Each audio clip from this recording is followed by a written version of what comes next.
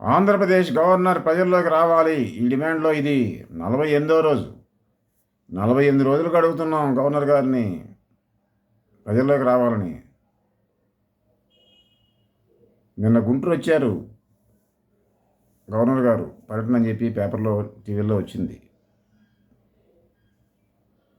ప్రజల సమస్యల గురించి పెద్దగా మాట్లాడినట్టు లేదు, ప్రజల సమస్యలు పట్టించుకున్నట్టు కూడా లేదు.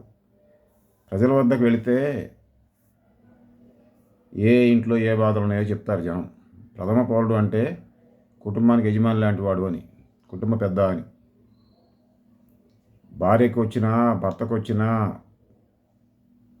బిడ్డకు వచ్చినా, మనవళ్ళకు వచ్చినా, మనవరాళ్ళకు వచ్చినా, ఎవరికి వచ్చినా కుటుంబ పెద్దగా ఎవరినైతే భావిస్తామో వాళ్ళు మిగతా వాళ్ళ యోగక్షేమాలను కనుక్కోవడం అవసరం.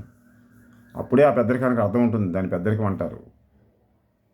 ప్రథమ పౌరుడు అంటే బయట పెట్టుకునే బోర్డు కాదు, మానసికంగా భావించేటువంటి పెద్దరికం. అది లేని గవర్నర్ గారు తక్షణం కుర్చీ ఖాళీ చేయాలి, లేదా జనంలోకి రావాలి. అత్యాచారాలు రాష్ట్రంలో ఆగాలి, హత్యలు ఆగాలి, ఆర్థిక అసమానతలు పోవాలి, సాంఘిక అసమానతలు పోవాలి.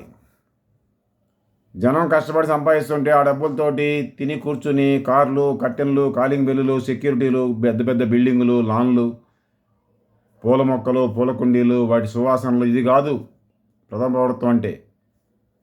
ప్రజల సమస్యలు పరిష్కరించడం. సంవత్సరానికి 2 సార్లు బయటకు వచ్చి ఇట్స్ మై గవర్నమెంట్, నా ప్రభుత్వం అంటే కాదు. నా ప్రభుత్వం అన్నది కల్మషం లేనిదిగా, కుళ్ళు లేనిదిగా, సమస్యలు లేనిదిగా, చక్కగా ఉండేదిగా, హుందాతనం ఉండేదిగా, హుందాభరిత జీవనం అందరికీ దక్కేదిగా ఉండాలి పాలన అంటే. గవర్నర్ గారు ప్రజల్లోకి రావాలి, లేదా కుర్చీ ఖాళీ చేయాలి. ఈ డిమాండ్, ఈ క్యాంపెయిన్ కొనసాగుతూ ఉంటుంది. కమ్యూనిస్ట్ ఇండియా వర్తిలేను, కమ్యూనిస్ట్ విప్లవం వర్తిలేను.